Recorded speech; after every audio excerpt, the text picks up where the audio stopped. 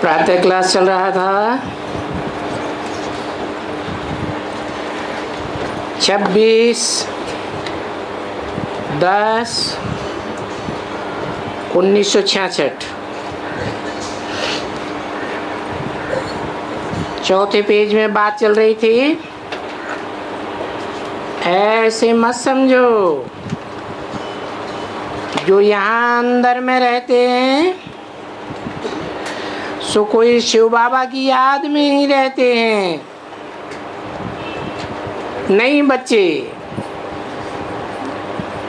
तुम्हारे में कोई अच्छे हैं जो याद में रहते हैं, कोई अच्छे हैं,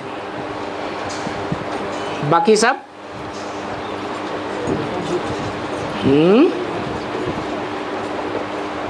बाकी सब कैसे हैं? कोई कोई अच्छे हैं जो याद में रहते हैं। यहाँ जो रहते हैं नंबरवार, वो शायद कोई जरा भी याद नहीं कर सकते हैं।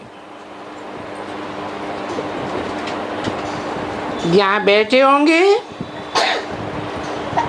तो भी घर बार धूल छाई ये सब याद आता रहता है।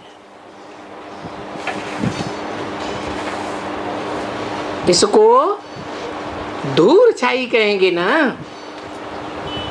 धूल माने क्या? धूल माने मिट्टी, माने क्या याद आता रहता है?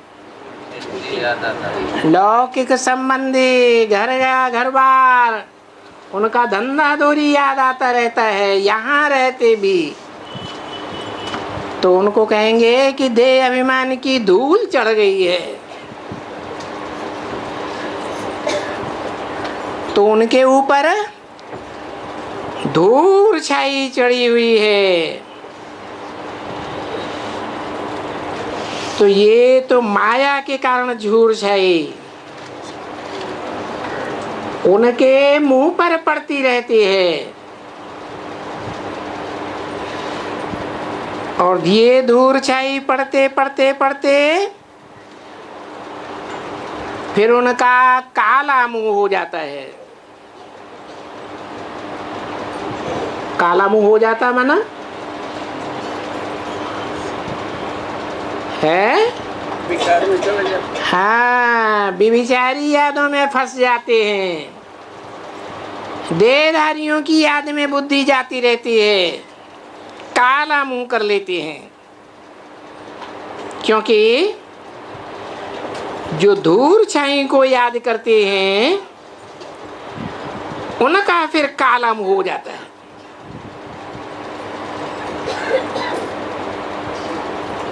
और जिससे हम गोरा बनते हैं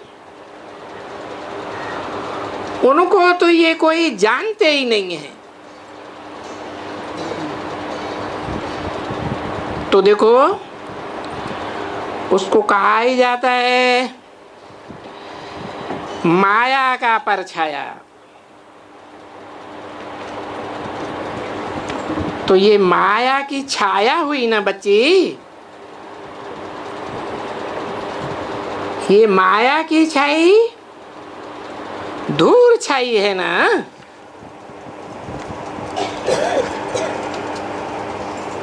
उनमें भी तो लिखा हुआ है ना।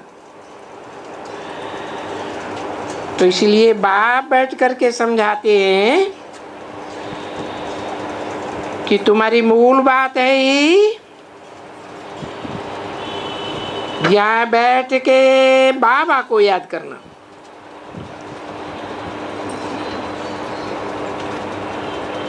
बाबा के पास रहे पड़े हो, बाबा के सामने बैठे हो, तो बाहर की दुनिया नहीं याद आनी चाहिए।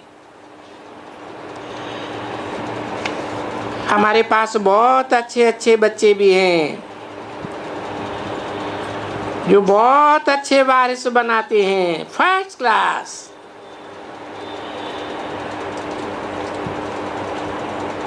बहुत हैं। पर बाबा जानते हैं कि वो भी योग में नहीं रह सकते हैं। तो मूल बात है योग की। योग में रहने से देह अभिमान उनका बहुत कम रहेगा। उनकी निशानी है कि वो बहुत मीठे हो जाएंगे। देह अभिमानी रहने से मीठे बनते ही नहीं है। एक दूसरे के सामने कड़वे ही होते रहते, कड़वे वचन बोलते रहते हैं, बड़े कड़े कड़े शब्द बोलते हैं, टांट मारते रहते हैं। कोई से झगड़ा करने, कोई से हंगामा करने, कोई से बिगड़ने में देरी ही नहीं करते हैं। ब्राह्मण भी ऐसी।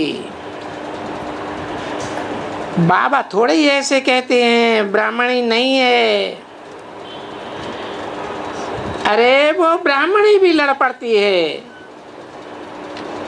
बहुतों से लड़ पड़ती है। तो नंबरवार बाबा सबके लिए तो नहीं कहेंगे ना। बच्चे, बाप तो बच्चों के लिए कहेंगे ना, तो सबके लिए थोड़ा ही कहेंगे। कोई तो सपूत होते रहते हैं। तो ये भी बेहद का पाप है। और बाबा सपूत उनको कहते हैं जो याद में बहुत अच्छी तरह से रहते हैं। तो उनका विकर्म विनाश होगा। उनसे कोई भी खराब उल्टी सुल्टी बात नहीं रहेगी। और जितना याद करेंगे इतना जो दुनिया है सो भूलते जाएंगे। ये देह के मित्र संबंधी,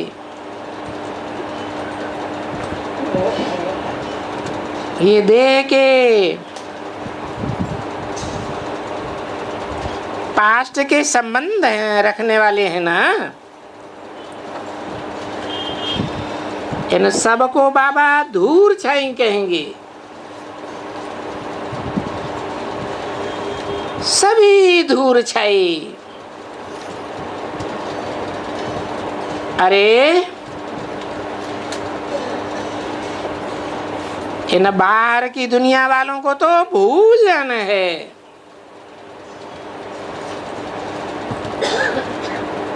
ये देहधारी जिनकी बुद्धि देह में ही धरी रहती है, देहबान में धरी रहती है, उन सब को भूल जाना है। आत्म की स्थिति में कभी रह ही नहीं सकते, याद ही नहीं करते, जानते ही नहीं है।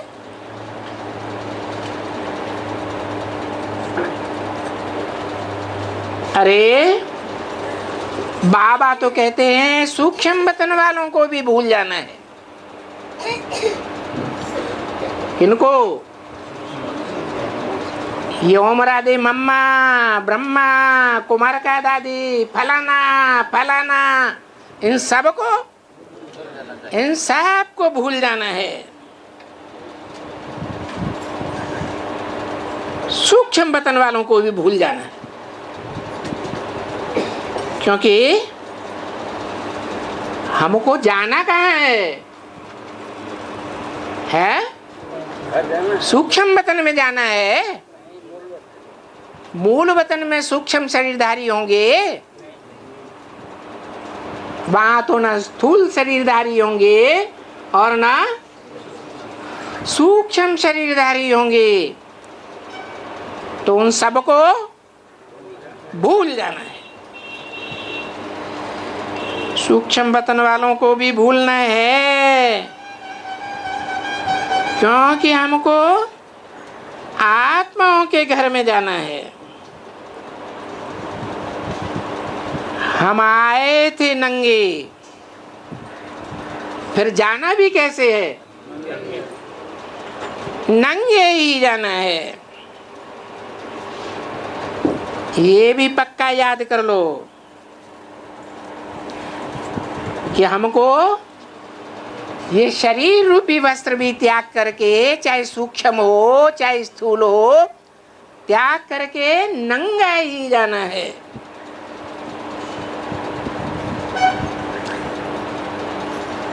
नंगे नहीं बनेंगे तो जा ही नहीं सकेंगे।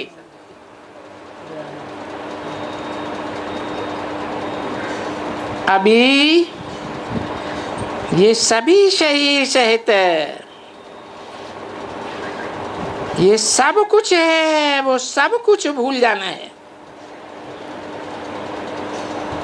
इन आंखों से इस दुनिया में जो कुछ भी देखते हैं, ये कुछ भी रहने वाला नहीं है। बच्चों को ये ज्ञान का तीसरा नेत्र मिला है, उससे नई दुनिया को देखना है। मनन चिंतन मंथन करना है, और जो बाप इन आंखों से दिखाई नहीं देता है, चित्र दिखाई देता है आत्माओं के बाप का नहीं, उसको याद करना है।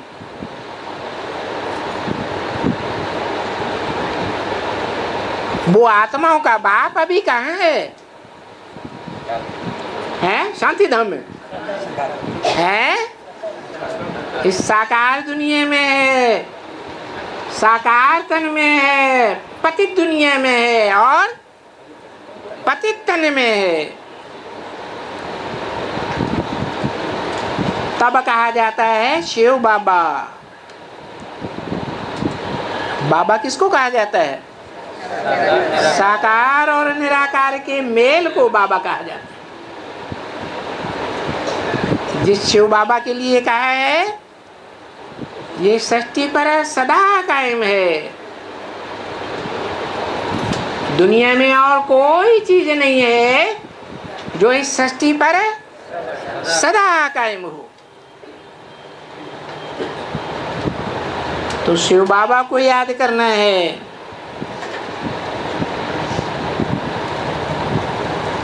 ये ज्ञान का तीसरा नेत्र तुमको मिला है, जिससे तुमने उसे पहचाना है।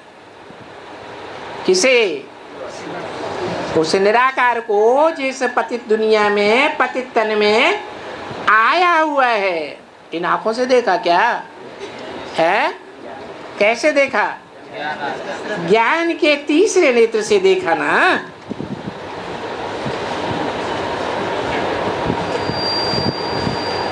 ऐसे नहीं है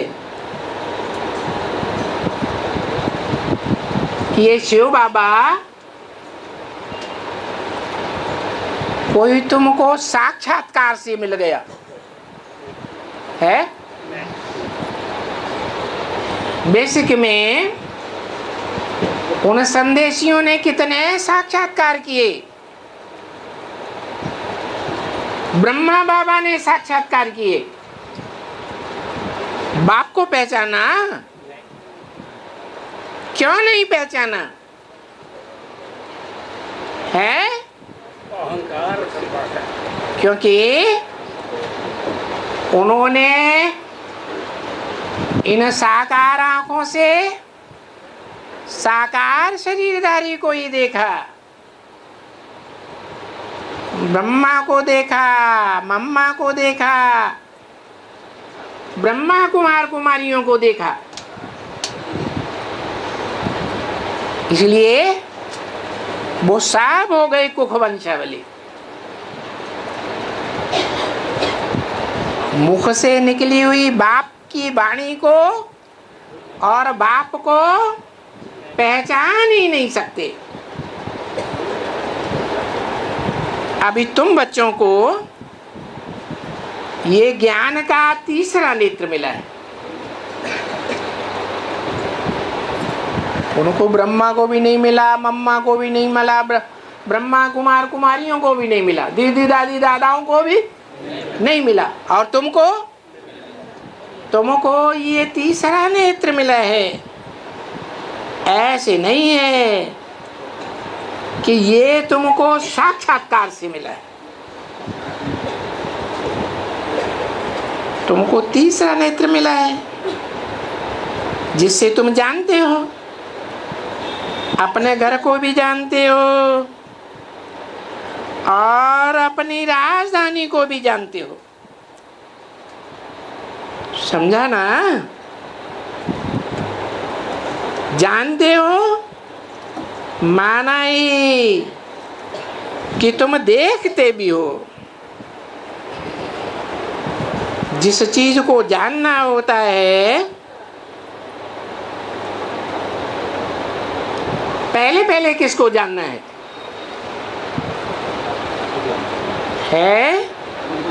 नई दुनिया को जानना है या अपने जन्मों को जानना है या बाप को जानना है? पहले किसको जानना है? पहले बाप की पहचान होनी चाहिए, अपनी आत्मा की पहचान होनी चाहिए। तो जिस चीज को जानना होता है वो फर्स्ट क्लास चीज है, बरोबर शिव बाबा। अच्छा, शिव को तो मंदिरों में लिंग दिखाया गया है ना,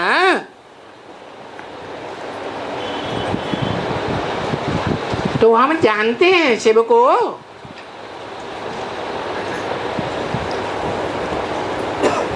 भक्त लोग वो शिव का चित्र भी देखते हैं ना, तो जिसको भी जानते हैं वो बरोबर देखते हैं। परंतु तुम जानते हो शिव बाबा को, वो मंदिरों में किसको देखते हैं? है लिंग में किसको देखते हैं? निराकार शिव को देखते हैं कि ये शिव है, परंतु ये नहीं जानते कि वो निराकार शिव इतने बड़े लिंग अर्थात तो कोई साकार में आया हुआ है। तुम बच्चे जानते हो शिव को भी और बाबा को भी।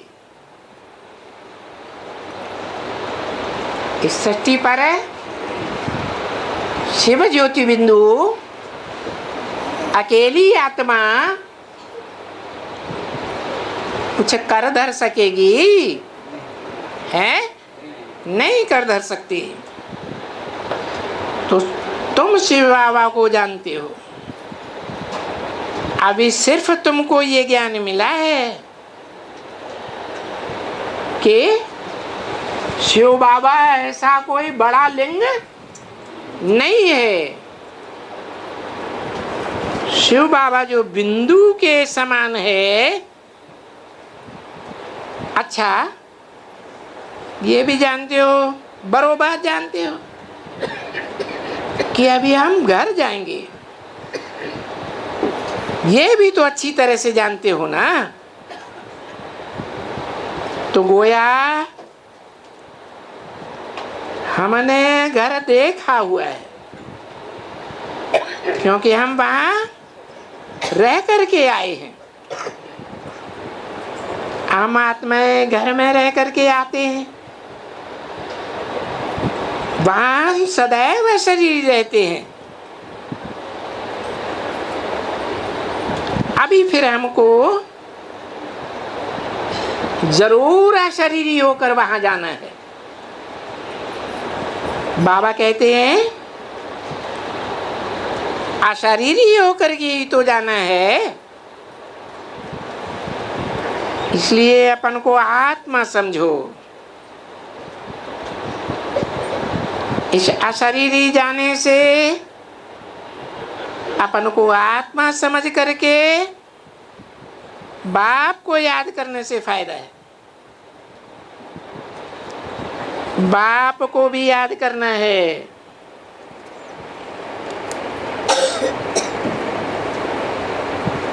बी क्यों लगा दिया है? क्यों लगा दिया?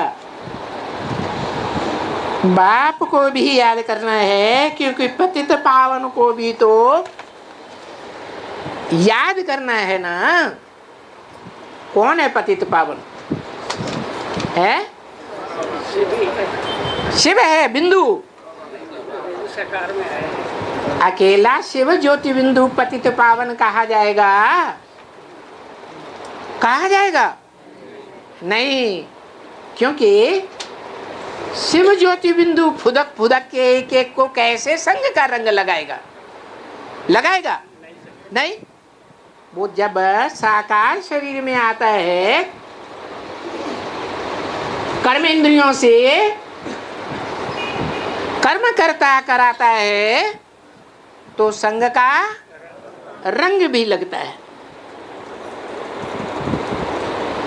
तो बाप को भी याद करना है, आत्माओं के बाप को भी क्यों लगाया? क्योंकि साकार तो याद आता ही है।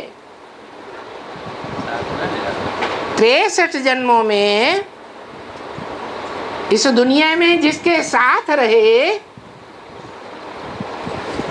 चाहे प्रजा बन करके रहे, चाहे दास दासी बन करके रहे, चाहे राज्याधीश अधिकारी बन करके रहे, साथ में रहे तो ना। तो 63 जन्म जिसके साथ रहे, वो ऑटोमेटिक याद आएगा कि याद करना पड़ेगा, है? ऑटोमेटिक याद आएगा। इसलिए भी लगाया कि साकार को ही सहज सहज नहीं याद करना है। निराकार तुम्हारी आत्मा का जो बाप है, उसको भी याद करना है।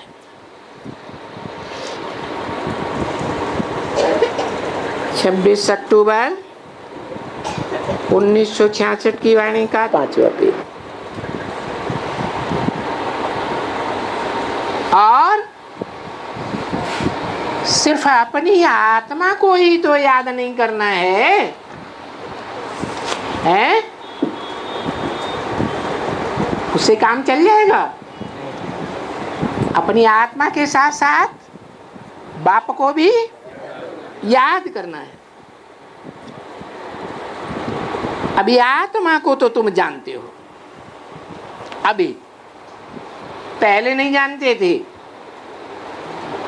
पहले अपन को क्या समझते थे? देह समझते थे। और अभी समझते हो कि हम शरीर नहीं है, शरीर तो विनाशी है, हम तो अविनाशी आत्मा है। आत्मा कैसी है, क्या है, वो तो बहुत समझाया है कि आत्मा अविनाशी है और शरीर विनाशी है। तो किसको याद करना है? जो अविनाशी है उसे याद करने से फायदा या विनाशी को याद करने से फायदा? तो बहुत समझाया है कि आत्मा अविनाशी है और उस अविनाशी आत्मा में 84 जन्म का पार्ट भरा हुआ है। जो आत्मा एक शरीर छोड़ करके दूसरा लेती है, समझो कि कभी हम बहुत थोड़ा समय, जबकि अभी का समय जो जाते हो, जो थोड़ा मुक्ति धाम में जाकर के भी फिर तुमको आना पड़ता है। कहाँ है? सुखधाम में आना पड़ता है, और सुखधाम से दुखधाम में आना पड़ता है। इसी साकार दुनिया में आना पड़ता है ना, क्योंकि तुम ही बच्चे हो,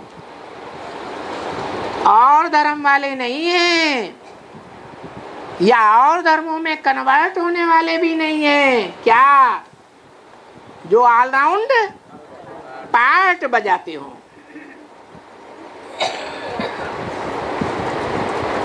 तो तुम घर में भी तो नहीं रहते हो ना इतना, है? और धर्म वाले आत्माओं के घर में ज्यादा लंबे समय तक रहते हैं, या तुम रहते हो? और धर्म वाले आत्माओं के घर में नंबरवार ज्यादा समय तक रहते हैं। क्यों? क्योंकि कोई भी बाप जो अच्छा बच्चा होता है, सर्विसेबल होता है, बाप का धंधा धोरी संभालने वाला बच्चा होता है, तो उसको घर में बैठने देते हैं या दुकान पर भेजते हैं? दुकान संभालने के लिए भेजते हैं। तो ये सृष्टि क्या है? ये बाप की दुकान है, धंधा धोरी का स्थान है। यहाँ कैसे बच्चों को भेजा जाए? है जो घर में बैठ करके मस्ती मारने वाले हो, या बाप का धंधा संभालने वाले हो? बाप का धंधा अच्छी तरह से संभालने वाले हो, जो दुकान में भी जाकर के घाटा मार दें, बार बार घाटा मारें, दुखी कर दें, तो उनको भेजा जाएगा? हैं? उनको जल्दी नहीं भेजा जाता है। जब तुम साथ चले जाते हो नई दुनिया में, तो बाद में उनका नंबरवार नंबर लगता है। तो देखो, तुम हो ऑलराउंड पार्ट बजाने वाले।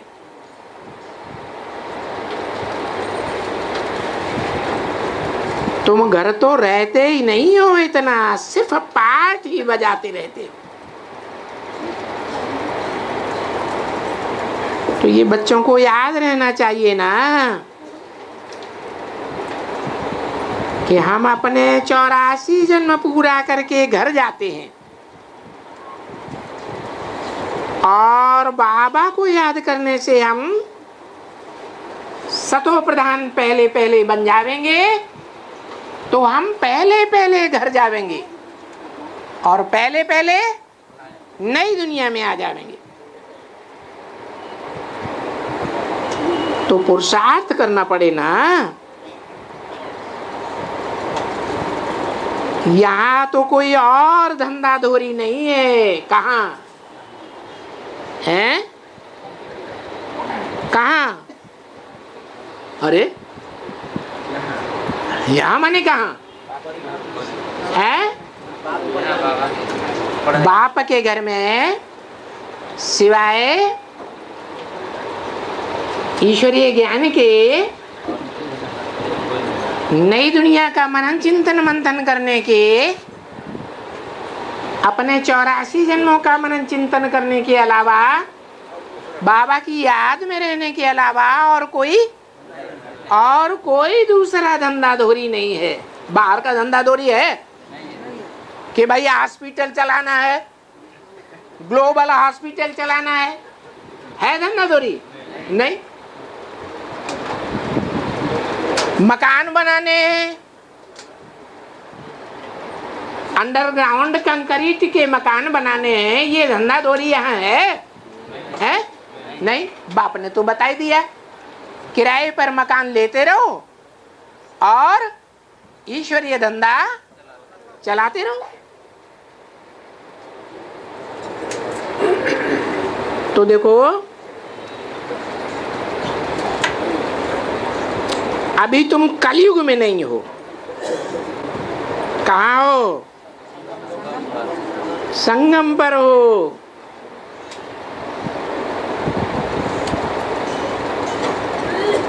यहाँ आए हो, यहाँ आए हो तो संगम पर हो या दुनियावी धंधाधोरी में हो? है संगम पर हो। और बाहर की दुनिया में हो तो बाहर की दुनिया धोरी में रहते हो, धंधे धोरी में रहते हो या नहीं रहते हो? है रहते हैं। तो बुद्धियोग बाहर की दुनिया में जाता है या नहीं जाता है? जाता है। तो यहाँ संगम युग है। कहाँ है? बाप के घर में।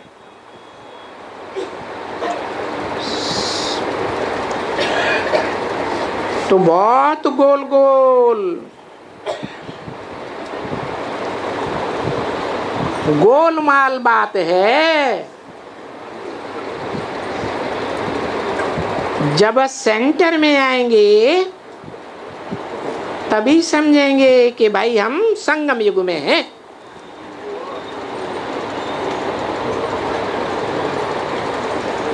हम जा रहे हैं अपने गांव में, है सेंटर में जा रहे हैं, मधुबन में जा रहे हैं। माने कहाँ जा रहे हैं? अपने गांव में जा रहे हैं। बाकी तो सभी कलयुग के किनारे पर हैं। समझा ना? कलयुग में संगम में क्या अंतर है?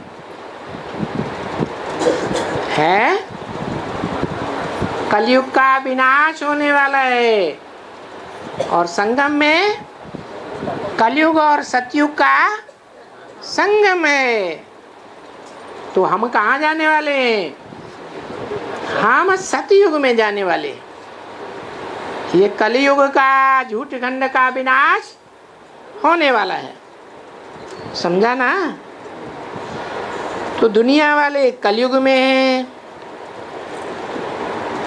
कोई ने लंगर नहीं छोड़ा हुआ है। तुम तो बोट में बैठ गए हो और जा रहे हो। पीछे कभी कभी बोट से उतर भी जाते हैं। क्या? कहाँ बैठे हैं? बोट में बैठे हैं। फर्स्ट क्लास बोट का नाम क्या है?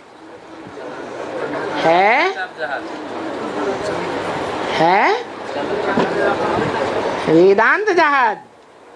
हाँ, वेद शास्त्रों का अंत हो जाता है कि वेद शास्त्रों की दुनिया याद रहती है? अंत हो जाता है।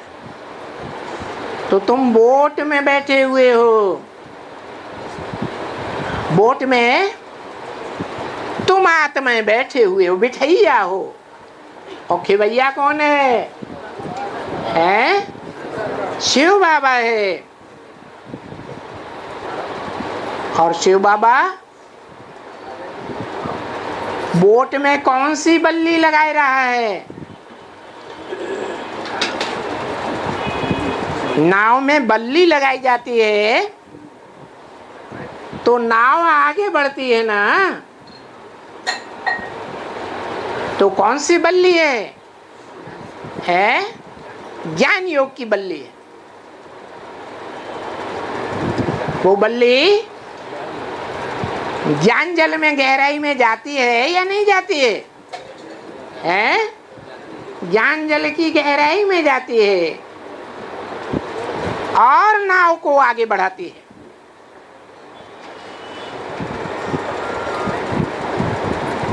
तो कोई कोई बच्चे ऐसे भी हैं जो इस बोट से उतर जाते हैं, उनकी बुद्धि में से बाप निकल जाता है, बाप का ज्ञान भी निकल जाता है, घड़ी घड़ी निकल जाता है। अभी अभी निश्चय बुद्धि, अभी अभी अनिश्चय बुद्धि हो जाती है।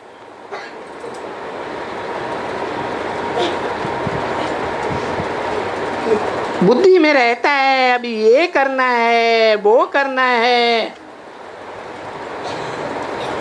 फिर उसमें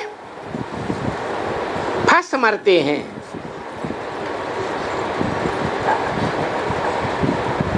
तो ये भी एक शास्त्र बने हुए हैं जिसमें ये आखानी है कि तुम स्टीमर पर बैठे हुए हो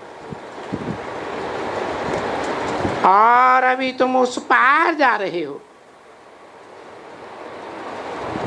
तो सदा ध्यान में रहना चाहिए कि हमारे स्टीमर का खिवैया कोई ऐसा वैसा नहीं है, इब्राहिम बुद्ध क्राइस्ट गुरुओं जैसा। कौन है खिवैया? शिव बाबा। क्या खासियत है? उन धर्म पिताओं के मुकाबले ये जो आदि सनातन देवी देवता धर्म को स्थापन करने वाला है, क्या अंतर है? शिव बाबा है ऊंचते ऊंच और वो धर्म पिताएं हैं नंबरवार नीचते नीच। तो देखो, ये स्टीमर कोई कृष्ण के लिए नहीं दिखाते हैं,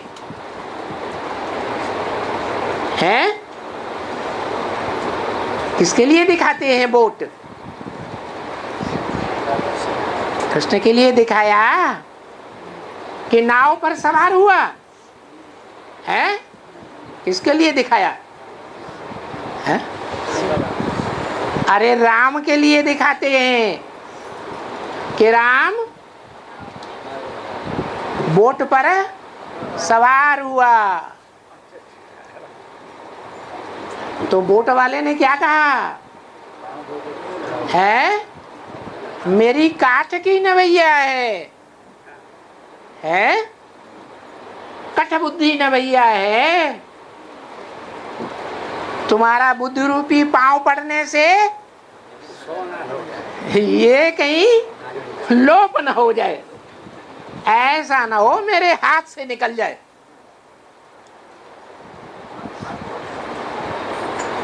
तो देखो, कृष्ण को कभी खिवैया भी नहीं दिखाते हैं, कृष्ण को बागवान भी नहीं कहते हैं।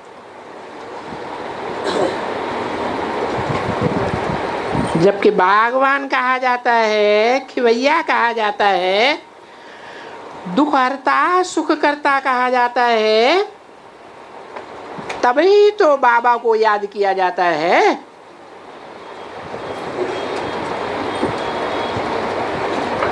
कोई भी नहीं है जो कृष्ण को ऐसे समझते हो। क्या खिवैया है, बागवान है, ऐसे कोई याद ही नहीं करते हैं। सिर्फ जब गीता सुनते हो तो भक्ति मार्ग में श्री कृष्ण भगवान वाच लिखा हुआ है, परंतु वास्तव में क्या है? वास्तव में श्री कृष्ण भगवान वाच है? श्री कृष्ण बच्चा है या बालिग है? बच्चा राजयोग कैसे सिखाएगा? भगवान ही तो राजयोग सिखाता है। तो है शिव भगवानवाद, नहीं तो कभी भी कृष्ण को भगवान नहीं कहेंगे, न भगवान कहेंगे, न पतित पावन कहेंगे। पतित पावन जब कहेंगे तो पतितों को पावन करने वाला नीच में है या ऊंच में है? ये रामकृष्ण कहाँ रहते हैं? नीचे रहते हैं, और वो सदैव ऊपर में रहता है। ये सब पतित दुनिया में आता है, पतित तन में आता है, तो भी वो मन बुद्धि रूपी आत्मा कहाँ रहती है? बुद्धि योग से उपराम रहती है। तो देखो, कोई की भी बुद्धि नीचे नहीं जाती है। गुरु नानक ने भी क्या कहा? एक सदगुरु निराकार, उंगली का इशारा ऊपर की ओर। तो बुद्धि कहाँ जानी चाहिए? ऊंची स्टेज की तरफ जानी चाहिए कि कैलाश पर्वत पर जानी चाहिए? है? कैलाश पर्वत पर जाने की बात नहीं है, ऊंची स्टेज में रहने वाले की बात है। ये तुम बच्चों को समझाया जाता है क्योंकि वो बातों की समझ नहीं है। कोई बच्चे हैं कभी शिव को याद करते हैं। किसको याद करते हैं? निराकार शिव ज्योति बिंदु को याद करते हैं, कभी कृष्ण को याद करते हैं। कौन है वो? है? कभी निराकार को याद करते हैं, कभी कृष्ण उर्फ ब्रह्मा को याद करते हैं। तो वो बच्चे कौन से हैं? धीरे से बोलते, बीके वाले हैं। उनको पक्का ही नहीं होता है कि भगवान कौन है। जैसे भक्ति मार्ग में बुद्धि भटकती रहती है ना, तो बीके वालों की भी बुद्धि भटकती रहती है। कभी कृष्ण उर्फ ब्रह्मा को याद करेंगे, कभी निराकार ज्योति बिंदु को याद करेंगे, और कभी कभी किसको किसको याद करते हैं। औरों की भी तो याद आती होगी कि नहीं? 63 जन्म में जो हिसाब किताब जोड़े हैं वो याद आते हैं या नहीं? या इस जन्म में भी जिनके साथ लगाव लग जाता है वो याद आते हैं या नहीं आते हैं? याद आती। तो देखो, अथाह बुद्धि भटकती है। अच्छा, अथाह भटकती है तो उसमें तुम बच्चे भी आ जाते हो कि नहीं? अपन अपन को देखो, है? एक्यूरेट एक को याद करते हो, या कभी निराकार ज्योति बिंदु को याद करते हो, कभी साकार को याद करते हो, कभी देहधारियों को याद करते हो? ऐसे तो नहीं है, है? नहीं है। 24 घंटे और दिल के अंदर झांक के देखो, साकार में देहधारी याद नहीं आते।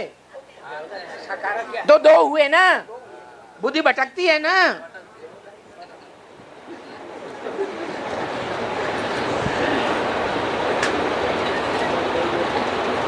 हिसाब किताब है। धर्म पिताओं को कौन याद आएगा? उनके फॉलोअर्स को कौन याद आएगा? साकार में निराकार याद आएगा या सिर्फ निराकार याद आएगा? तो वो तो नीचे चले जाते हैं, षष्ठी में ऊपर तो आते ही नहीं। तो यहां भी ऐसे है, क्या बल ज्ञान मिला हुआ है क्या कि साकार में निराकार को याद करना है, फिर भी बुद्धि भटकती है। कभी सिर्फ निराकार को याद करते हैं, बिंदु को, साकार से झगड़ा हो जाता है अंदर ही अंदर।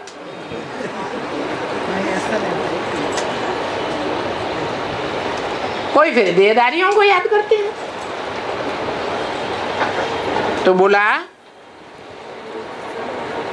बाबा कहते हैं बुद्धि को भटकने से फिर कहाँ चले जाते हैं? भक्ति मार्ग में जाते हैं या ज्ञान मार्ग में जाते हैं? बुद्धि जब भटकती है संगम युग में तो भक्ति मार्ग की शूटिंग करते हैं या ज्ञान मार्ग की शूटिंग करते हैं? भक्ति मार्ग की शूटिंग करते हैं। बुद्धि भागती रहती है, माने भक्ति मार्ग। बुद्धि एक में एकाग्र हो जाए, एक शिव बाबा दूसरा न कोई, तब कौन सा मार्ग है? तब है ज्ञान मार्ग।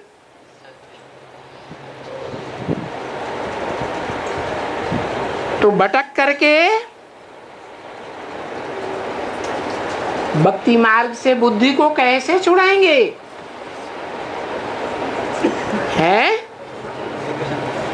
अपन को आत्मा समझो, देह का भान छोड़ो और बाप को याद करो, बस। फिर कोई भटकना नहीं होगा। तो जब ऐसी भटकना सिखाएंगे अपन को तो फिर स्वर्ग का मालिक बन जाएंगे। बोलो बच्ची, मेहनत है ना किस बात में है? एक शिव बाबा, दूसरा कोई भी याद ना आए। कोई स्वर्ग का मालिक बनना है, ये तो मेहनत करनी पड़ेगी ना। तो ये सब कोशिश करनी है, ये सब बातें भूल नहीं जाना है। नहीं, ये तो यहाँ बहुत अच्छा है, इनको लगते हैं, रिफ्रेश होकर के जाते हैं। जा करके अपना अनुभव भी सुनाते हैं। बस अनुभव सुनाने के बाद ढिरकते जाते,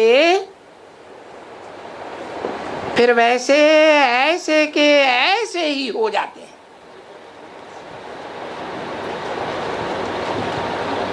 संग का रंग लगता है ना बच्चे? हाँ? क्यों ढुलक जाते हैं? क्योंकि औरों के संग के रंग में आते हैं। ये तो बच्चे समझते हैं ना, देखते हैं, समझते हैं, यहाँ आते हैं, बहुत अच्छा हो करके जाते हैं। यहाँ आने वाले बड़ी खुशी में हो करके जाते हैं, ये बातें सुन करके। फिर वहां जा करके स्त्री का मुंह देखा, ये मुर्दे बने। बच्चों का देखा, मुर्दे का देखा, धंधे का देखा, मुर्दे का देखा, इनका देखा, उनका देखा, एकदम उनमें ही लिम्पायमान हो जाते हैं।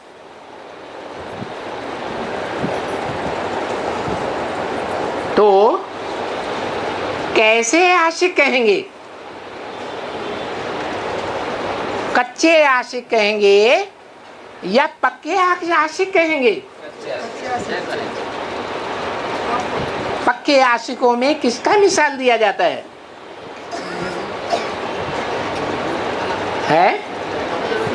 लैला मजनू का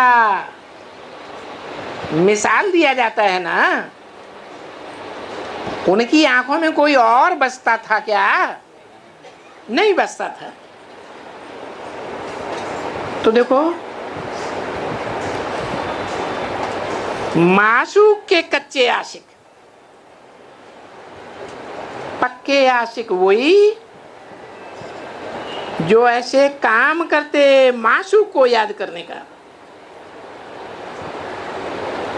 धंधा धोरी करते भी एक मासूक को याद आवे। समझा ना? भले काम करते भी मासूक याद रहे, तब ये ऊंचा पद पाएंगे, नहीं तो थोड़े ही पाई सकेंगे। ये ऊंचा पद किसकी तरफ इशारा किया है? नारायण की तरफ इशारा किया। ये विश्व के मालिक का पद पाना है तो ऐसी याद में रहना है।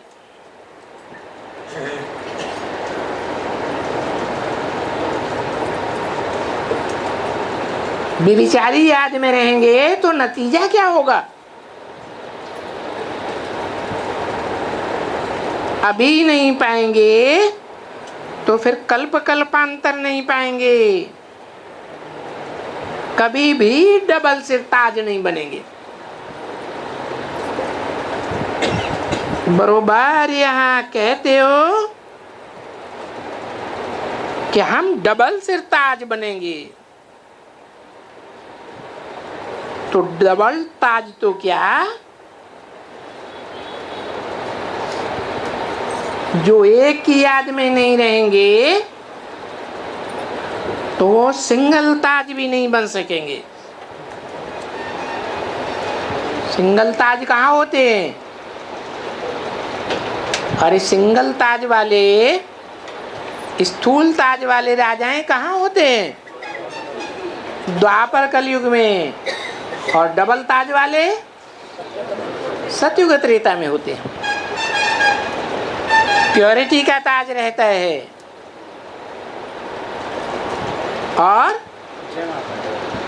और संगम युग में जिम्मेवारी उठाई है ऐसा वातावरण बनाने की कि एक को याद करेंगे। उनके वातावरण में, उनके संसर्ग संपर्क में जो भी आएंगे तो उनकी एकाग्र बुद्धि हो जाएगी।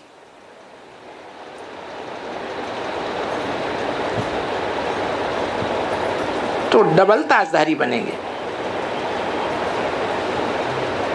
देखो, प्रजा को कोई थोड़े ही ताज दिखाते हैं, इसलिए बाबा समझाते हैं कि यहां जब आते हो तो अपना टाइम वेस्ट मत करो, बुद्धि को बाहर की दुनिया में नहीं भटकाओ। यहाँ कोशिश करके सोचना चाहिए कि यहाँ इस दुनिया में क्या रखा हुआ है। अरे यहाँ क्या है? मंदिर है, फलाना है, टीरा है, ये दिलवाड़ा मंदिर भी है, सो भी ये तो सब तुम्हारी यादगार है अभी की।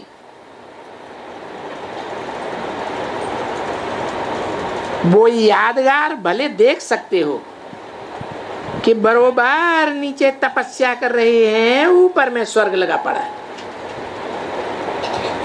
सो तो देखो, तुम अभी यहां बैठे हुए हो, कहां है? जो दिलवाड़ा मंदिर में तपस्या करते हुए दिखाया गया है, वो कहां बैठे हुए हैं? हैं? कहां की बात बताई? है? वो तपस्या करने बैठे होंगे ना प्रैक्टिकल में, माउंट आबू में बैठे होंगे ना, तब तो यादगार बना। तो दिलवाड़ा में ये मंदिर क्यों बना? जरूर दिलवाड़ा में तपस्या की होगी। तो देखो, नीचे बैठे हुए हो ना, तुम बैठे हो नीचे और ऊपर में लक्ष्मी नारायण खड़े हैं, स्वर्ग खड़ा है हूबहू ऊपर में। ओम शांति।